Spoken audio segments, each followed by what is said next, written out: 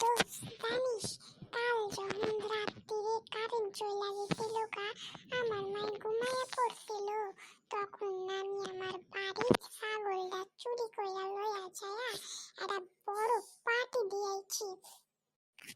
বাহ দোস্ত, ভালোই তো করছস।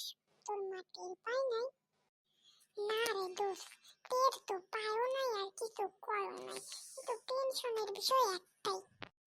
কি টেনশনের বিষয় যে আমার বন্ধু টেনশন করতেছে এত বড় একটা পার্টি খায় বুড়ি ফুলানোর পর? আরে মজা করিস না, সিরিয়াসলি।